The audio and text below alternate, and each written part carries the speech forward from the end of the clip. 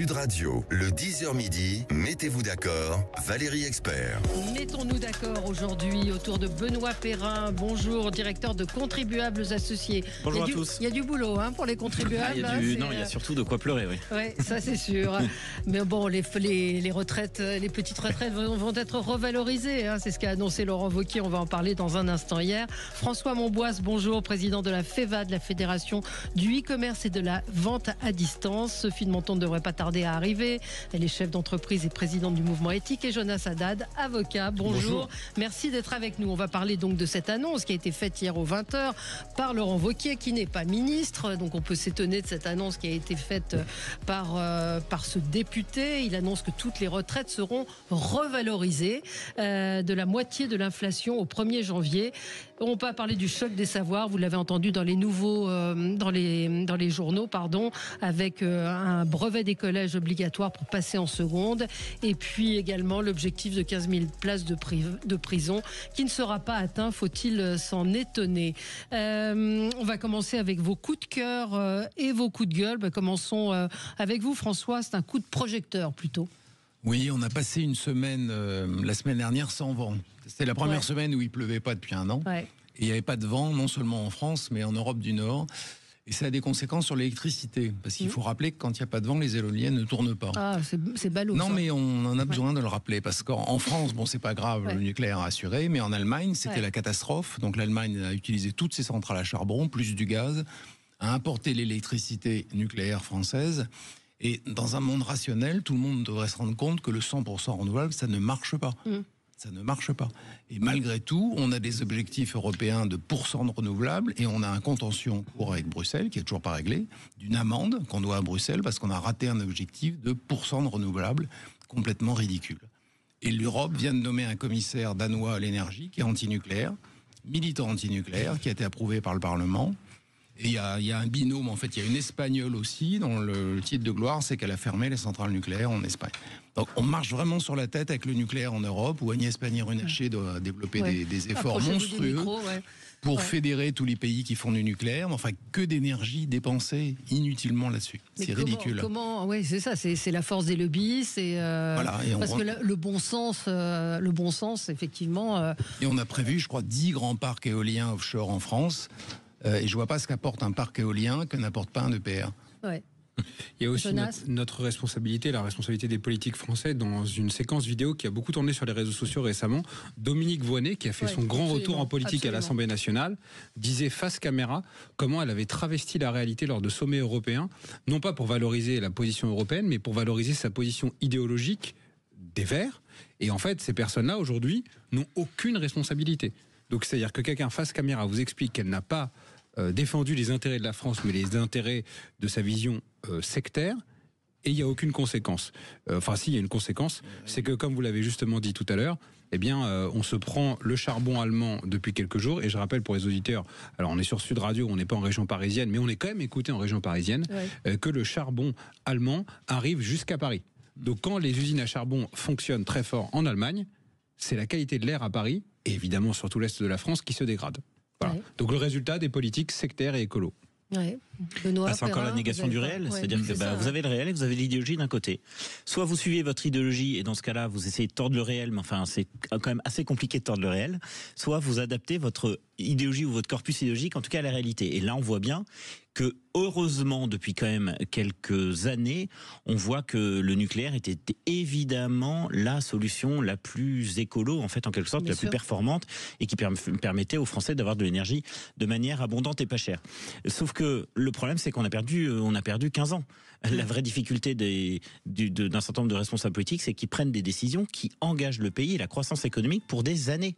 Et là, on voit vraiment qu'on en paye les conséquences au moment, vous l'avez rappelé, où ils ne sont plus au pouvoir. C'est quand même tout à fait irresponsable. Sophie, sur le nucléaire. Ce qui est encore plus grave, c'est que on ment. Parce qu'il y a ceux qui se trompent et on peut accepter qu'on se trompe. Mais à ce moment-là, il pourrait rectifier assez rapidement. On peut imaginer qu'on se trompe. Mais on ment et c'est totalement impuni de mentir. On oublie complètement et on ment sur tous les sujets. Donc on est dans une période, enfin une époque où les fake news circulent par des réseaux. Et je crois que cette absence de vérité permanente est insupportable pour la société, pour la politique, pour le reste. C'est-à-dire, on a entendu Nicolas Sarkozy... Et pas de responsabilité. Oui, pas de responsabilité. On n'est jamais puni de mentir. Et d'ailleurs, Nicolas Sarkozy a fait... Moi, ça m'a enchanté il y a 2 jours. Il a dit, je vais vous dire la vérité, on bosse pas assez. Enfin, il a sorti des trucs qu'on dirait entre nous. Mais il va falloir sortir de cet engrenage du mensonge économique, du mensonge social, du mensonge écologique et du mensonge éducatif. Je suis entièrement d'accord. À propos de Trump, on parle beaucoup de fake news comme si c'était complètement nouveau, qu'à l'heure des réseaux sociaux et des fake news. Enfin, en 2012, on a quand même fait croire aux gens qu'on allait couper la moitié des centrales nucléaires et quelque part, c'était bon pour le climat. À l'époque, les 3/4 des gens pensaient qu'il fallait couper le nucléaire pour le climat.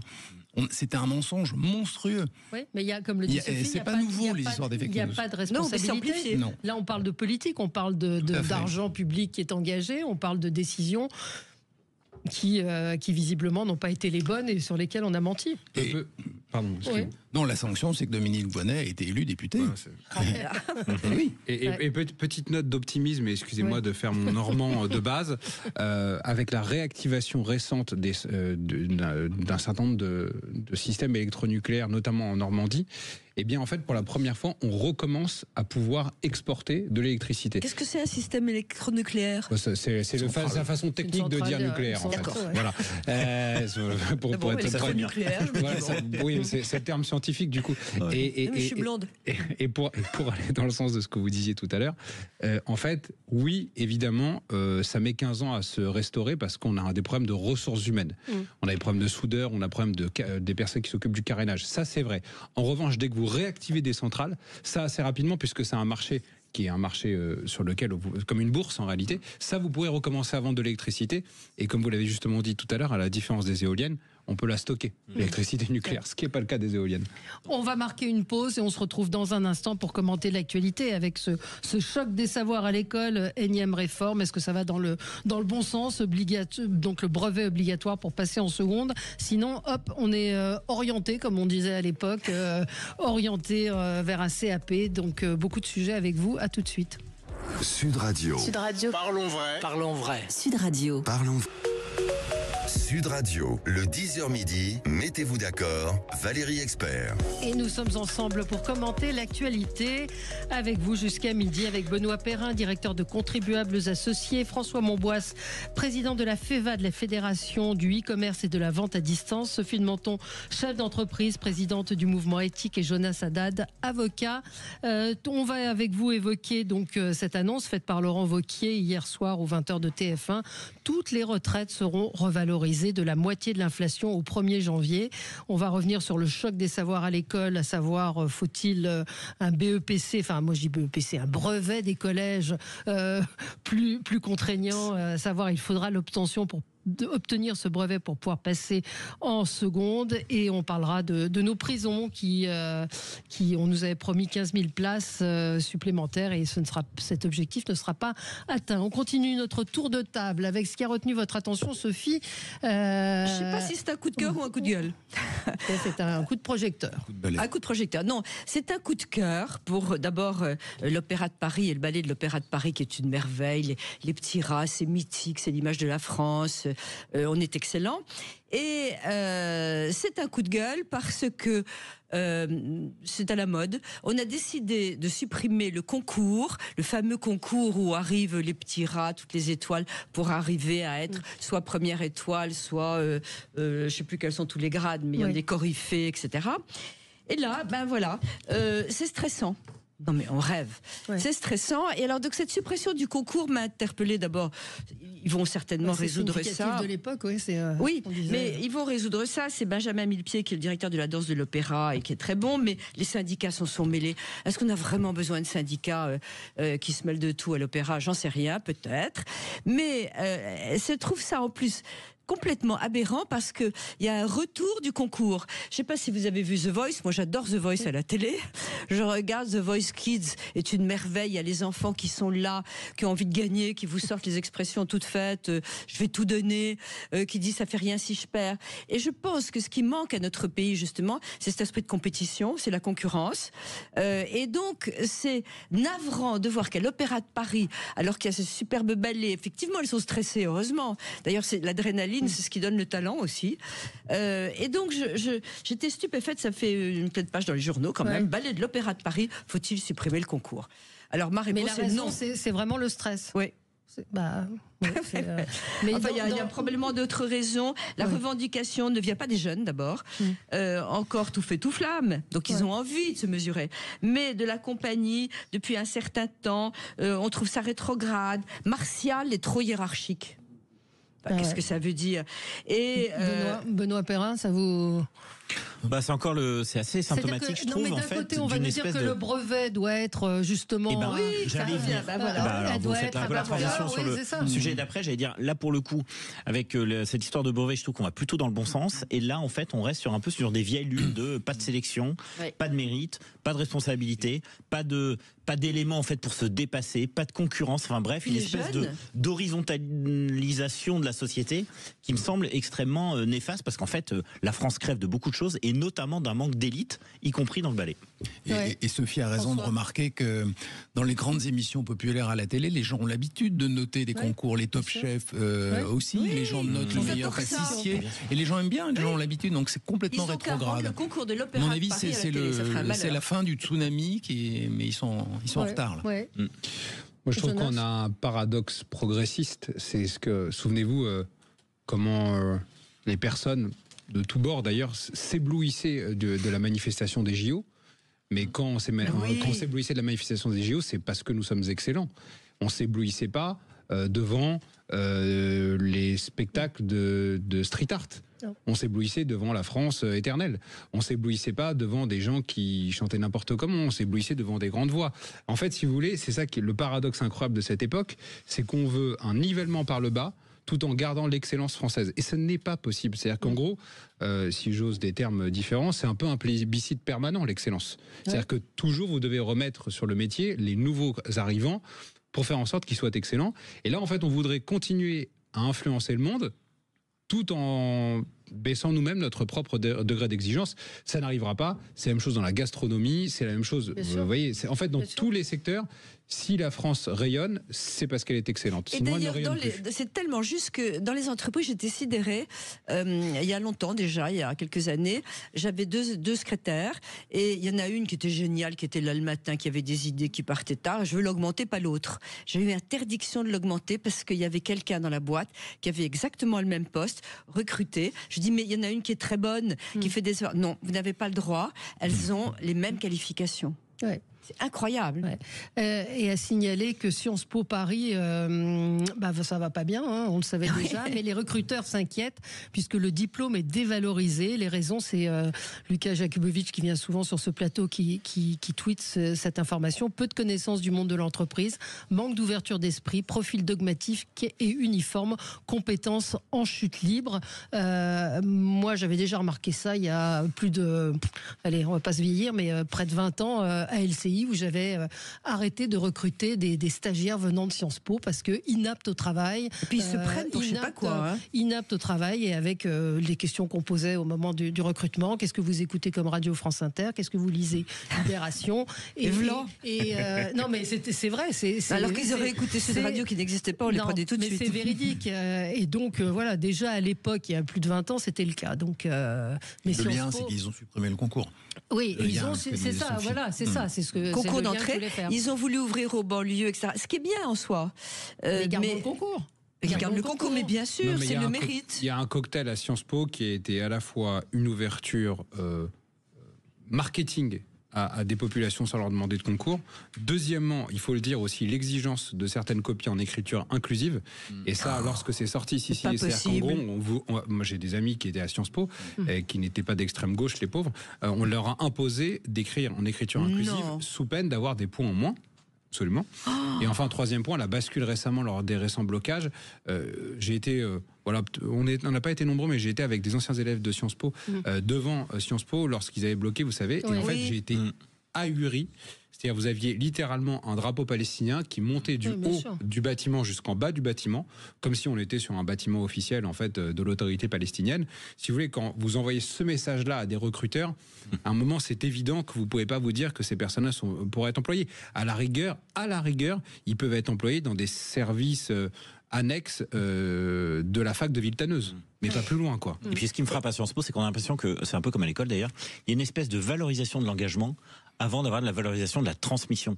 Je veux dire, à Sciences Po, normalement, ils doivent apprendre des choses, et plutôt que d'apprendre des visions du monde, et de défendre des convictions. Sciences Po, c'est de la transmission du savoir. C'est comme l'école, c'est pas tous les jeunes, une succursale de... Mais je dirais la même chose sur l'école. J'ai le droit d'avoir mon opinion. À 15 ans, ça commence. C'est l'âge d'ailleurs où on a souvent revendique cette opinion. Je veux juste répondre à Véronique qui me dit donc c'est de la discrimination. C'était de la discrimination pour leur orientation politique. Non, c'est pas de la discrimination. C'est un manque d'ouverture d'esprit. Et il y avait une sorte de formatage, c'est-à-dire qu'il n'y avait pas un étudiant qui me disait je lis Le Monde, Le Parisien, Libération. Genre, systématiquement, c'était cette espèce c'était ce systématisme de ces jeunes que je recevais qui me disaient j'écoute France Inter, je lis Libération. C'était plus pour le côté obtus, c'est-à-dire non, je n'ouvre pas un autre journal qui me. Et Véronique, il faut savoir, Véronique, que recruter c'est une discrimination. Oui. Point final. Je veux dire, je discrimine à chaque fois que je recrute. Bah oui. Oui, vous faites un choix. Ben oui. Donc, on fait un choix. Je préfère dire qu'on fait un choix plutôt que discriminer. Alors, Benoît, vous aviez un coup de gueule. Oui, alors en fait, c'est pour voir un peu les conséquences très concrètes de cette folie fiscale et de cette instabilité politique. Alors, vous savez qu'il y a le célèbre économiste français dont on parle pas assez, qui s'appelle Frédéric Bastiat, qui avait dit il y a ceux qui se voient et ceux qui ne se voient pas. Et là, on voit vraiment que ces impôts qui vont porter beaucoup sur les entreprises vont avoir un impact direct sur la croissance et surtout sur la vie de chacun. Alors on le sait bien que beaucoup d'entreprises ont repoussé leurs projets d'investissement compte tenu du climat d'inquiétude politique. On voit que dans le projet de loi de finances 2025, il y a un mur de charges qui se dresse devant les entreprises.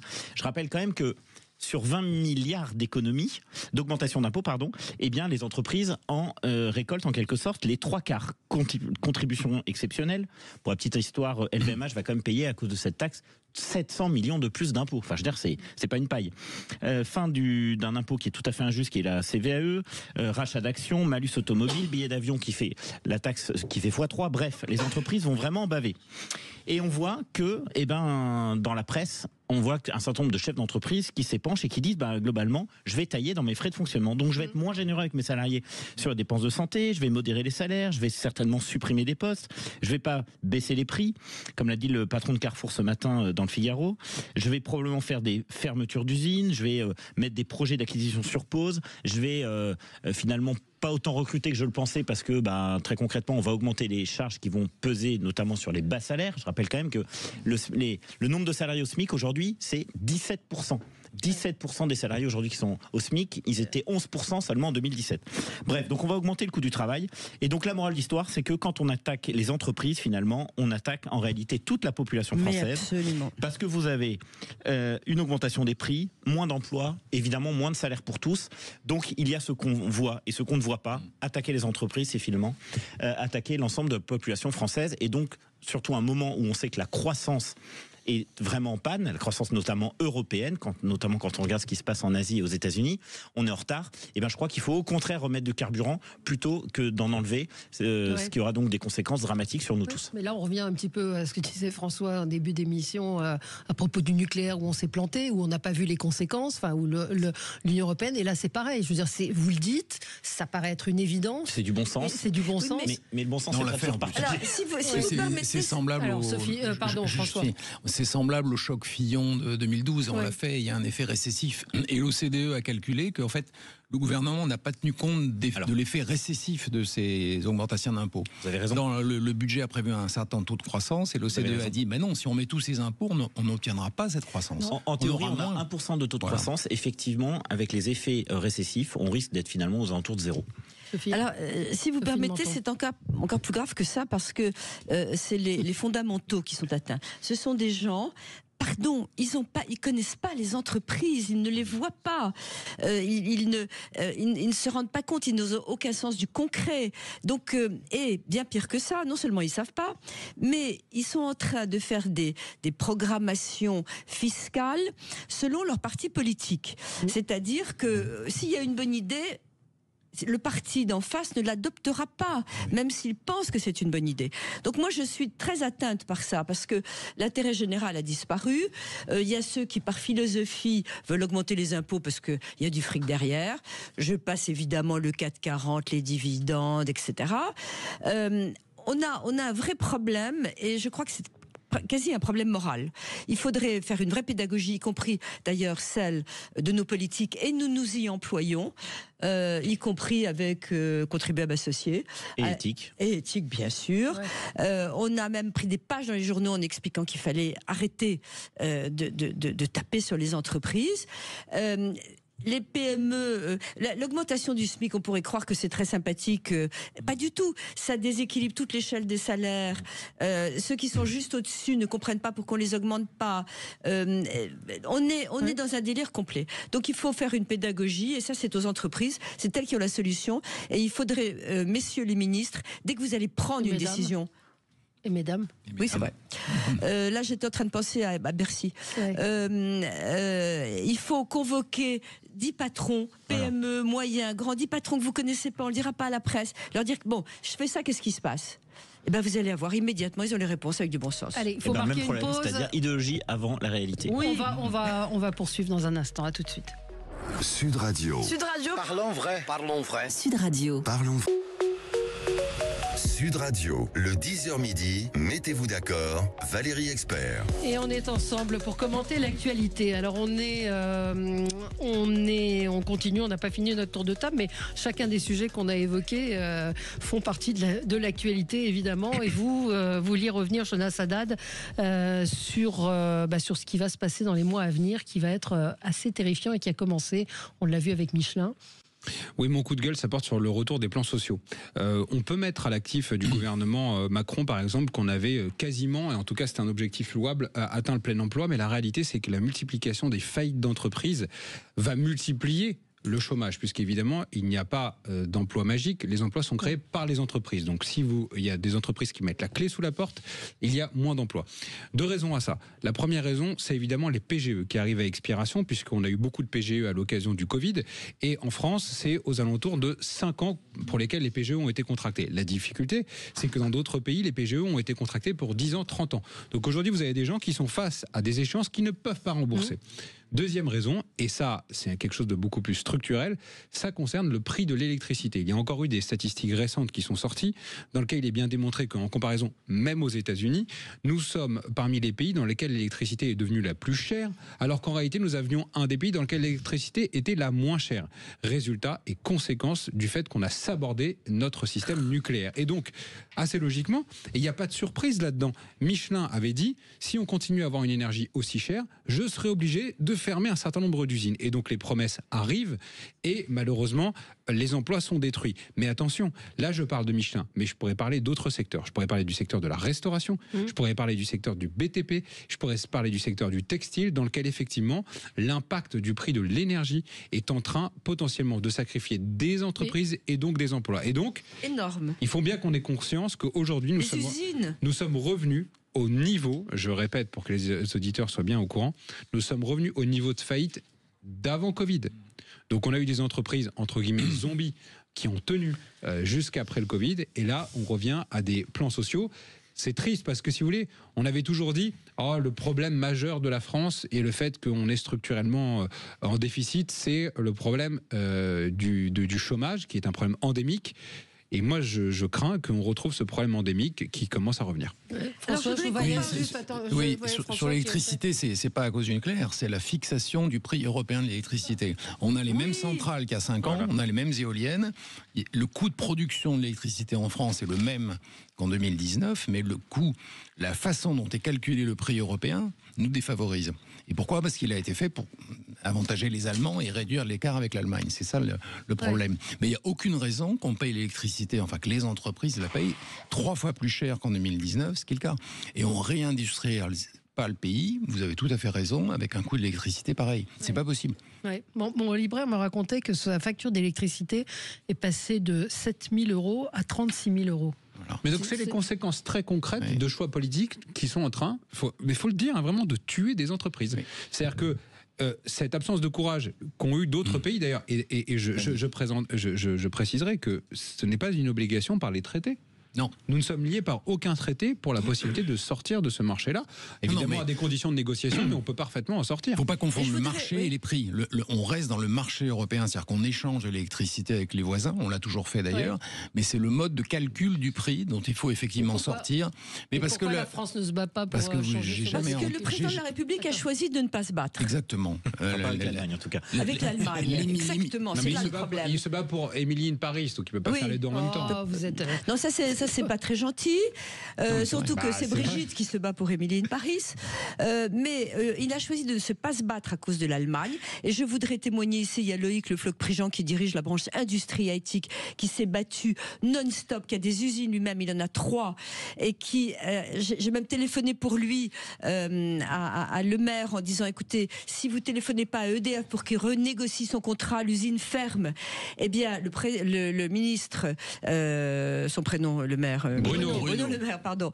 Bruno Le Maire a téléphoné à EDF en disant, est-ce que vous pouvez revoir, EDF est arrivé, ils ont dit oui, et ils n'ont jamais baissé le prix. Alors, il y a un vrai problème, et on est en train de nous parler toute la journée de réindustrialisation. Ouais. Aujourd'hui, en France, il faut être clair, on met 3 ans et demi pour avoir une usine, c'est 9 mois en Allemagne. On n'a pas de gens pour travailler dans les usines. Il faudrait un tout petit peu penser à la façon dont on étudie l'immigration aussi, excusez-moi. On n'a pas de gens pour travailler dans les usines. On a un prix de l'électricité qui est insupportable. Et il faut arrêter de nous dire il y a des licenciements dans les usines en ce moment. Mais comment tu veux faire ? Oui, mais si vous dites qu'il n'y a pas de gens pour travailler dans les usines, il y a bien des gens qui sont en train ça dépend. Il y a des usines qui ferment. Oui. Mais quand on veut recruter, par exemple, un type qui a plusieurs usines à l'étranger, qui veut en acheter une en France, il ne peut pas. C'est très compliqué. Et d'autant plus que, sachant que dans les usines, le prix des ouvriers, c'est le SMIC ou un tout petit peu au-dessus s'ils sont qualifiés, mais que aujourd'hui, il est incitatif de rester au chômage. Et c'est pas une critique vis-à-vis de ceux qui... c'est pas une critique. Visiblement. Non, c'est pas ce qui se passe. Là. Ils disent n'importe quoi, tout et son contraire le lendemain. Ouais, bon, Benoît. Sur l'industrie, en fait, on a les solutions. Hein. Je veux dire, les solutions, elles sont simples. Hein. C'est effectivement accentuer la robotisation, parce qu'en fait, on est très en retard par rapport notamment à l'Allemagne sur la robotisation. Les entreprises n'ont pas assez investi dedans. Et d'ailleurs, il y a un plan, alors pourquoi on n'en parle pas assez, du fameux plan France 2030 qui avait été décidé par Emmanuel Macron il y a quelques années, je crois que c'est en 2021, et qui prévoyait notamment pas mal d'investissements dans des nouvelles technologies pour justement que les entreprises françaises puissent être au niveau, et évidemment l'IA, et je crois que ce budget va être malheureusement renié. C'est dommage parce que là, c'est pour le coup un véritable investissement d'avenir. Deuxième point, le coût du travail, on en a parlé. Et puis l'autre sujet dont on parle, je crois pas assez, c'est les compétences. Quand vous parlez à des chefs d'entreprise notamment dans le domaine industriel, ils vous disent très simplement que l'éducation ne pourvoit pas à leurs besoins. C'est-à-dire qu'en fait, en gros, ils ont besoin de compétences et l'éducation nationale ne sort pas des compétences qui sont en adéquation avec leurs besoins. Donc ça, c'est un vrai sujet. Dernier sujet, c'est effectivement pour demain. Vous pouvez avoir toutes les usines du monde, il faudra bien des gens dedans. Et je crois qu'il faut aussi poser le sujet de la politique de natalité en France, parce que sans enfants, ça sera de toute façon c'est assez simple. On va donner un mois de vacances aux pères pour qu'ils aient envie de faire des enfants. Il faut la natalité, mais il faudra faire des enfants qui ont envie de travailler aussi. Ah, ça c'est sûr. Ça c'est sûr, mais pour qu'ils aient envie de travailler. Les enfants télétravaillent. Pour qu'ils aient envie de travailler, il faut aussi leur donner le goût du travail et dire qu'il y a des boulots qui sont passionnants. Non, mais je crois que psychologiquement, c'est là qu'on doit travailler. Et individuellement. Sud Radio. Sud Radio. Parlons vrai. Parlons vrai. Sud Radio. Parlons. Le 10h midi, mettez-vous d'accord, Valérie Expert. Et nous allons avancer un petit peu dans notre sommaire. Parlons donc de cette annonce faite par Laurent Wauquiez. Vous allez peut-être m'expliquer pourquoi.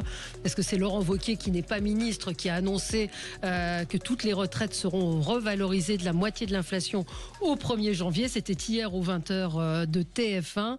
Donc il y aura bien une revalorisation, je le cite, des retraites dès le le 1er janvier pour toutes les retraites. Elle sera à peu près de la moitié de l'inflation. Alors, vous qui êtes pour une retraite, alors il donne un exemple. Pour une retraitée aide-soignante qui touche 1 000 € de retraite par mois, ça va représenter un gain sur l'année de 200 €. Donc déjà, peut-être commençons sur la forme. Pourquoi Laurent Wauquiez, qui est un peu plus politique peut-être, il est député, il n'est pas ministre de l'économie. Oui, mais c'est quoi? C'est un gage qui lui est donné? Non, mais disons que Valérie, je crois qu'il vous a échappé, et il n'a échappé à personne, que le gouvernement actuel est composé vraiment d'une majorité qui on appelle le socle commun, dans lequel le centre de gravité est beaucoup plus au Parlement qu'avant. C'est pas un gouvernement qui est un exécutif totalement à disposition du président de la République. Et en fait, c'est sûr que dans ce momentum-là, les groupes parlementaires ont beaucoup plus de force et de puissance. Et donc là, il y a dû avoir un budget qui a été construit en 2 semaines. Moi, je trouve pas ça incroyable, et même au contraire, que ce soit un des groupes qui annonce ce sujet. Je rappelle d'ailleurs que c'était, en fait, entre guillemets, une des lignes rouges, justement, de ce groupe des Républicains qui avait dit... Nous sommes d'accord évidemment pour ce budget, nous sommes d'accord pour soutenir Barnier, mais on veut faire des économies, ça c'était une de leurs demandes, mais ne faites pas les économies sur le dos des retraités. Voilà. Alors le problème de ce gouvernement, qui est toujours le même, il n'y a pas des retraités. Il y a des retraités de tous les niveaux. Il y a une catégorie de retraités qui passent leur vie en voyage et en groupe de retraités pour se balader à travers le monde. Non, mais c'est pas cela. Non, mais attends, c'est pas cela. Le problème, c'est qu'on est incapable de différencier parce que c'est la discrimination. Donc il faut différencier. Moi, je prétends pour les retraites, par exemple, que quand on a bossé sur un toit depuis l'âge de 16 ans, on a le droit de partir à 40 ans à la retraite. Et je pense qu'il faut absolument faire une retraite à points et une retraite à la pénibilité. La pénibilité, il n'y a personne, enfin, dans un gouvernement qui se veut ou socialiste ou même humain. Comment est-ce qu'on ne parle pas de la pénibilité? Mais c'était un chantier. Mais tout le monde dit qu'il a un job pénible. C'est ça le problème. Mais là, pardon. Les syndicats disent que tout le monde a un job pénible. Oui, mais là, il y a des moyens maintenant de calculer. Excusez-moi, Sophie, mais ça a été précisé hier. Et je pense que là, pour le coup, on peut rendre.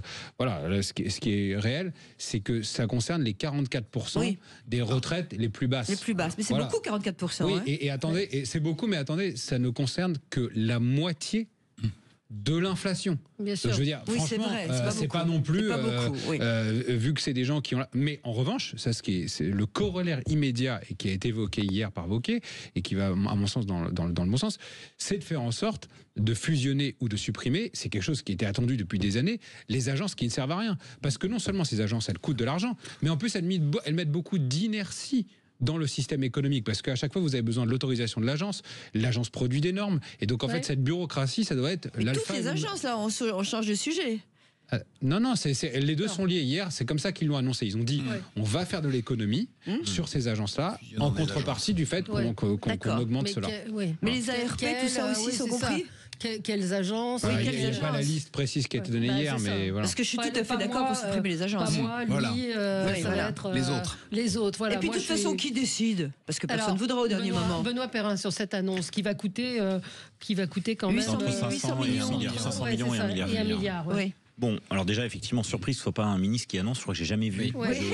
Pas très vieux, mais enfin, bon, j'ai jamais vu le chef d'un parti. Oui, mais la configuration est unique. Je suis d'accord, mais en tout cas, j'ai jamais vu. Je sais pas comment va prendre cette annonce les membres du gouvernement, mais moi, je le vivrais vraiment comme une humiliation. Deuxième point, sur le fond. Je comprends pas bien quand il dit qu'effectivement on va faire 1 milliard d'économies ailleurs. Bon, c'est pas le même budget. On parle d'un côté du budget de la sécurité sociale et de l'autre côté le budget de l'État. Donc déjà, il mélange les comptabilités. Je comprends pas comment il arrive à comparer ce qui, à mon sens, n'est pas tout à fait comparable. Troisièmement, et c'est le plus important, sur le sujet des retraites, qui est un sujet évidemment très sensible parce que c'est très politiquement incorrect de s'attaquer effectivement à cette partie de la population qui, je le répète quand même, vote à peu près à 80%, ce qui est donc du coup énorme. Donc ils ont un vrai poids, poids électoral. Le sujet, c'est que les retraites, c'est quand même, et ça il faut le rappeler, c'est à l'origine, en tout cas le déficit des retraites, c'est à l'origine de 50% du déficit français. La moitié, il faut le répéter, la moitié du déficit. Du montant total de la dette française, ce sont les retraites. Parce que ce qu'il faut comprendre, c'est que dans les retraites, ils ont une partie subvention qui est donnée par l'État d'à peu près 70 milliards. Alors, le déficit français, c'est de 150 milliards, donc voilà, le rapport est vite fait. Et donc, ce qui m'inquiète beaucoup, c'est que même si évidemment qu'il faut protéger les petites retraites, ce qui m'inquiète beaucoup, c'est finalement, au final, est-ce qu'on va faire des économies? Parce que le sujet central, c'est quand même les économies. Les retraites, c'est à peu près 25% de la dépense publique. Donc moi, je voudrais bien qu'on m'explique si parce que pas là-dessus qu'il faut commencer à faire des économies. Je dis pas qu'il faut commencer là-dessus.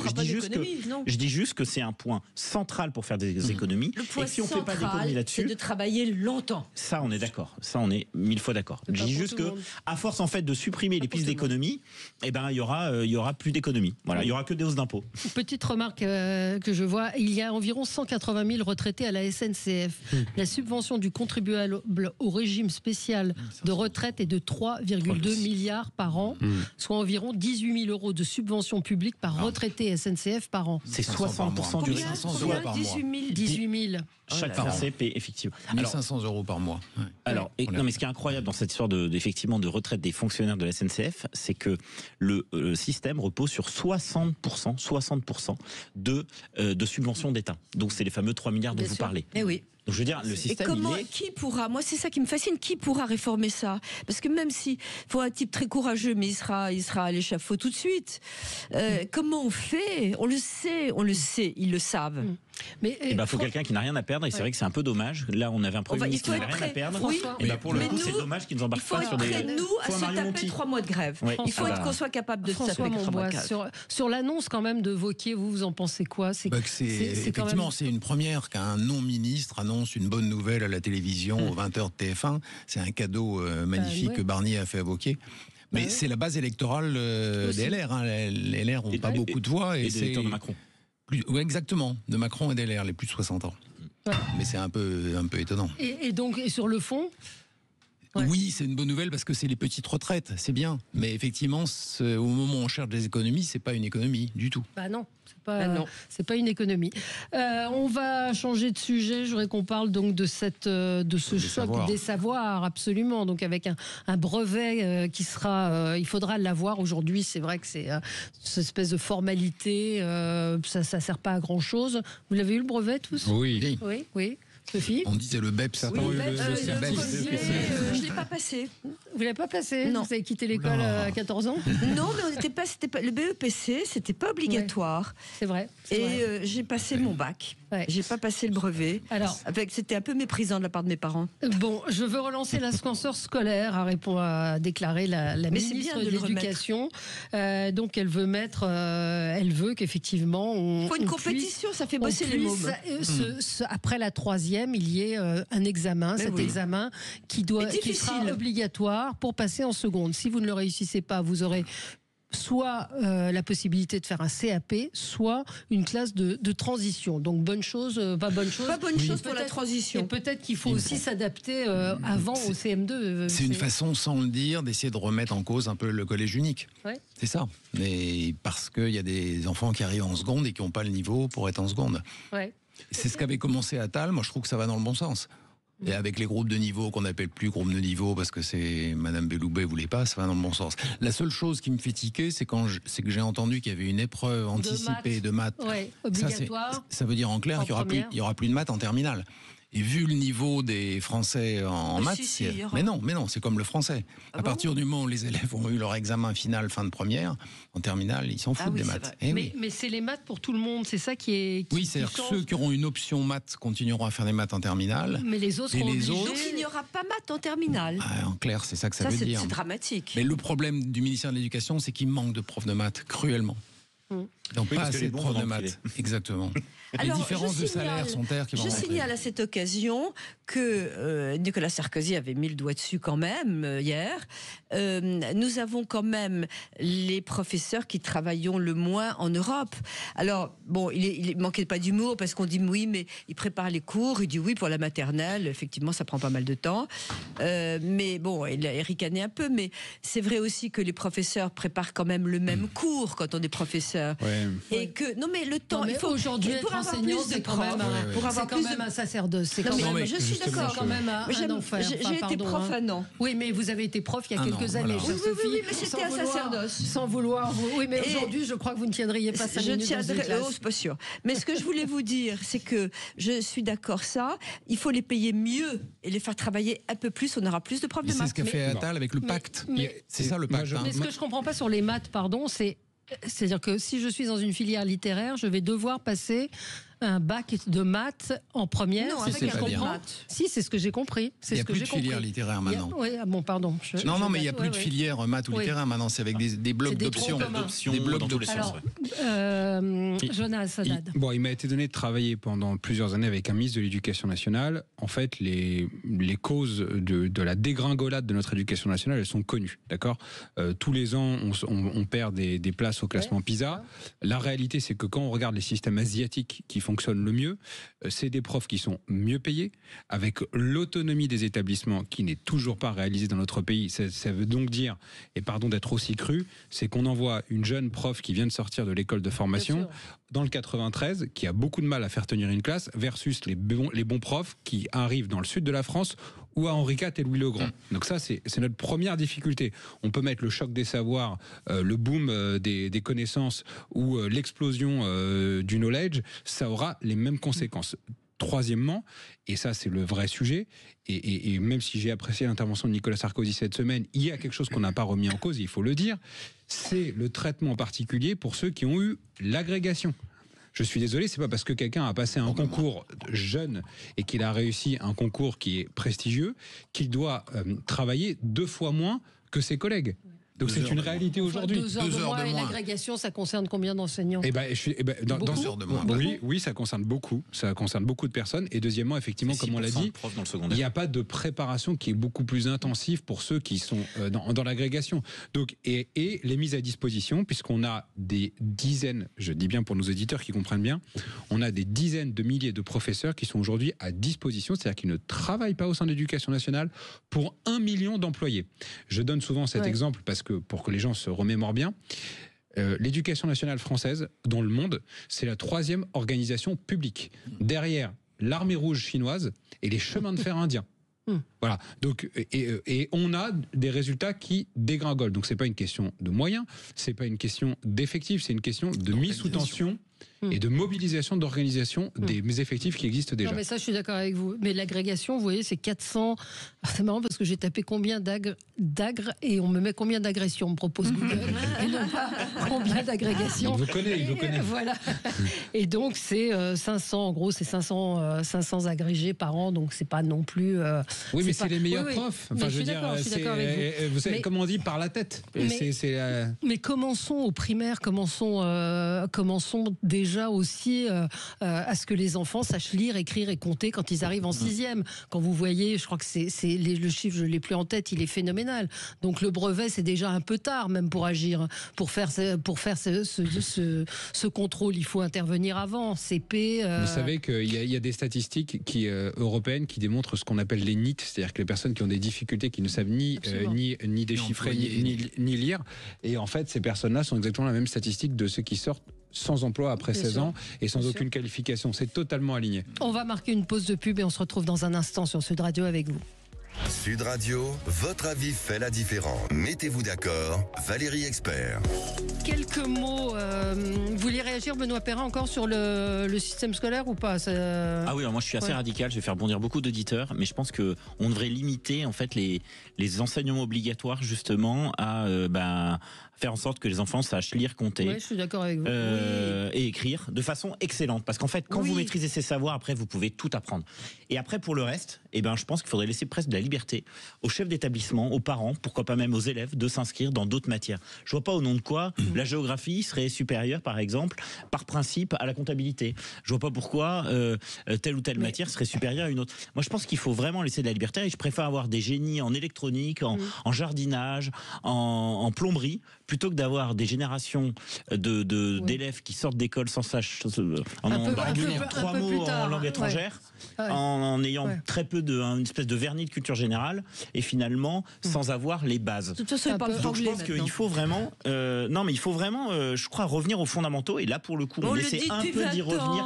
Mais exactement. Mais on sait aussi que la réussite. Je discutais avec Kevin Bossuet, qui est prof d'histoire géo. Je lui disais, mais la géographie telle qu'on l'a apprise, ça n'existe plus. C'est-à-dire les fleuves, les villes, les affluents. Enfin, aujourd'hui, c'est les mouvements de population. Ce sont des choses qui n'ont pas de concret. Ce n'est pas concret. Et ce qui est surréaliste, c'est aussi ce qu'on appelle les examens nationaux. J'ai des enfants qui sont en l'occurrence un qui est en CM1 et je regardais le niveau et en fait je vois qu'il a très très très bon partout. C'est un bon, enfin il est en CM1. Hein. Et je dis à tes copains, on a tous des étoiles, vous savez, des notes extrêmement bonnes. Et je me suis procuré les examens nationaux du niveau CM2, donc un an après, et je le montre à mon fils en disant, mais est-ce que, il était en mesure d'en faire la moitié. Enfin, je veux dire, c'est un sketch, ces histoires d'évaluation. Donc en fait, pour masquer le fait que le niveau s'effondre, naturellement, on fait baisser le niveau des examens. C'est pas les profs de fac qui vous diront le contraire. Il faudrait que les professeurs ne fassent pas de fautes d'orthographe dans les livrets. Moi, je trouve ça intolérable. De voir des fautes de français, des fautes d'orthographe dans les reports, dans les carnets scolaires. Voilà. C'est inadmissible. Il faut écrire immédiatement au directeur de l'école pour qu'il fasse cesser ça. Et si les députés pouvaient aussi apprendre à parler français, ce serait bien pour certains d'entre eux. Les députés LFI demandent l'annulation du match France-Israël. Ça vient de tomber. C'est Mathilde Panot qui dit: nous demandons à ce que le match qui a lieu jeudi entre la France et Israël soit annulé. Elle a tenu une conférence de presse à l'Assemblée nationale sur le sujet. Je voulais juste préciser, parce qu'on a évoqué le sujet hier, très peu de journalistes, en tout cas, l'ont repris, mais c'est une enquête du Télégraphe qui explique que les événements qui ont eu lieu à Amsterdam en fait était totalement préparé, c'est-à-dire que ça invalide totalement la thèse d'une réaction spontanée et violente suite à des provocations de supporters qui auraient eu des propos contre la Palestine. En fait, l'attaque des fans des deux clubs était bien planifié à l'avance par des militants se clamant pro-palestiniens, coordonnés via WhatsApp et Telegram. Les journalistes de Télégraphe ont pu lire certains des messages, comme: demain après le match, dans la nuit, deuxième partie de la chasse aux Juifs, demain on se les fait, etc. Les Juifs, ils sont qualifiés de cancer dog, et hier encore à Amsterdam, un tramway a été incendié, donc ce n'est pas une réponse. Ce n'était pas une réponse, mais voilà, l'interdiction du match, donc demandée par la France Insoumise. Hier, Alex Darmon disait: c'est un match de foot, ce n'est pas les Juifs contre les catholiques. C'est une nation. C'est du racisme, ça. C'est une nation, Israël. Donc elle a demandé une interdiction raciste. C'est mettre de l'huile sur le feu. Absolument. Et je pense qu'il y a une véritable obsession, et je vais nommer les gens qui sont à l'origine de ça. Évidemment, Mélenchon, Aymeric Caron, Thomas Portes. Ces gens-là sont totalement obsédés par le rapport. J'ai eu à débattre avec eux. Deuxièmement, je les ai pas entendus demander l'interdiction du match France-Iran, dans lequel des femmes sont lapidées dans certains pays comme l'Iran, dans lequel les homosexuels sont jetés par la fenêtre. Enfin, il faut quand même le dire. Je ne les ai pas entendus demander l'interdiction de matchs de pays qui sont des dictatures absolues. Et là, ils sont totalement obsédés par cette question-là. Deuxièmement, je ne les ai pas entendus. Et regardez, prenons un instant ce qui s'est passé à Amsterdam. Imaginons un instant, et qu'à Dieu ne plaise, que les supporters qui auraient subi ces agissements-là aient été musulmans. Ouais. Et qu'on ait jeté des musulmans en leur disant: dis que tu n'es pas musulman, et on les ait jetés dans un fleuve. Mais est-ce que vous pensez un instant que ces personnes-là auraient dit: oui, mais c'était des provocations? Et j'en terminerai par là, étant moi-même amateur de foot. Ouais. Vous allez dans n'importe quel match, bien évidemment que les hooligans insultent et provoquent. Enfin, je veux dire, c'est la base. Sauf que je n'ai jamais vu, à chaque sortie de match de foot, des gens se faire poursuivre parce que ce sont des hooligans d'un autre match, en leur demandant leur religion, en les tabassant. Et il n'y a aucun supporter, par exemple du Paris Saint-Germain ou de Marseille, qui ne s'est pas fait tabasser en disant: non, t'inquiète pas, je ne suis pas catholique. Ouais, donc on voit absolument que c'est dirigé en raison de la confession des personnes. Et ce oui mais en permanence est en réalité, pour le coup, franchement, moi je veux pas atteindre le point Godwin et dire qu'on est dans les heures les plus sombres de l'histoire. Objectivement, je ne vois pas ce qui différencie aujourd'hui la LFI des collabos de l'époque. C'est vraiment, c'est-à-dire qu'ils tolèrent des politiques ou des agissements racistes uniquement parce qu'ils sont du côté de ceux qui mettre à bémol, et Dieu sait si je partage. D'ailleurs, vous avez dit à Dieu une place, et moi je dis Dieu sait, on est mal parti. Et si je partage absolument tout ce que vous avez dit, toutefois, c'est la guerre. Et je crois que les guerres, il y a des camps, et qu'on a importé cette guerre en France. Et j'espère presque que c'est ça, que c'est moins de l'antisémitisme qu'à côté de défense, effectivement, de la bande de Gaza, qu'on ne peut que plaindre, parce que c'est quand même horrible. Donc peut-être qu'il y a aussi, on peut pas s'imaginer, les gens ont envie de guerre gentille, etc. Pourquoi ne se positionnent-ils pas sur les autres guerres de la planète? Quand même, l'Ukraine et la Russie, alors moins. Personne n'a demandé l'interdiction du match France-Ukraine. Ni de France-Russie, ni de France-Iran. Ce qui se passe en Iran est épouvantable. Non, je sais, j'essaie de trouver. Ni France-Arabie Saoudite. Alors, Benoît Perrin. Juste un mot. Je pense que c'est, alors pour le coup, pour faire le lien avec l'école, je pense que le sport, ça doit être sanctuarisé, c'est-à-dire très concrètement, pas de politique dans le sport. Il y a eu un bon moment, il y a eu un mauvais moment durant les JO, un bon moment. Le mauvais moment, c'est quand on a voulu justement faire entrer la politique, notamment, vous le savez, dans cette fameuse cérémonie d'ouverture, où là, en fait, on s'est déchiré alors qu'on était censé quand même, à mon avis, insister plus sur les points communs qu'autre chose. Et les bons moments, c'est par définition simplement quand on s'est contenté des exploits sportifs. Donc, pas de politique dans les stades. Ouais. On est d'accord. François ? Oui, je suis d'accord, mais de la part des Insoumis, ça vient de loin. Hein. Ça vient des remarques de Mélenchon sur le grand rabbin de Londres qui avait causé la défaite de Corbyn. On l'accepte ou pas, il parle, donc on n'a pas à l'accepter. Moi, je pense qu'il faut le virer d'où le virer de l'Assemblée nationale. Mais il n'y est pas. Non. Oui, mais objectivement, pardon, excuse-moi, je vous coupe, mais je ne vois pas pourquoi on tolère des politiques. Personne ne tolérait des politiques qui sont ouvertement nazis. Mais juste, j'ai un auditeur qui me dit les journalistes commandent ce qu'ils veulent, mais ils disent rien sur les sifflets des supporters israéliens, en fait, pendant la minute de silence pour les morts à Valence. Et alors, il faut faire quoi, Bernard ? Il faut aller les lyncher ? Il faut aller les lyncher. Bien sûr qu'il y a des choses abominables qui sont faites, qu'on ne peut pas tolérer. Mais vous êtes en train de me dire, j'ai vu ça depuis hier, vous êtes en train de dire que parce qu'il y a eu des sifflets ou parce qu'il y a eu des cris anti-palestiniens, il faut lyncher ces gens. C'est ce qu'on a vu. On les a vus. Certains sont dans des états très sérieux. Moi, je veux bien tout, mais pas à l'Assemblée nationale. Je veux que LFI à l'Assemblée nationale, ça mérite de se poser la question. Il y a des gens qui ne doivent plus être parlementaires. Voilà, c'est fini pour aujourd'hui. Vous avez juste à Amsterdam, la maire d'Amsterdam qui annonce qu'elle tiendra demain une réunion d'urgence avec les représentants des mosquées de la ville pour tenter de mettre fin aux pogroms et aux émeutes de la ville. Voilà où on en est aujourd'hui. Dans un instant, merci à tous les quatre. Dans un instant, c'est Alexis Poulain qui est là, qui remplace André Berkoff. Très bonne journée sur Sud Radio. Sud Radio. Parlons vrai. Parlons vrai. Sud Radio. Parlons vrai.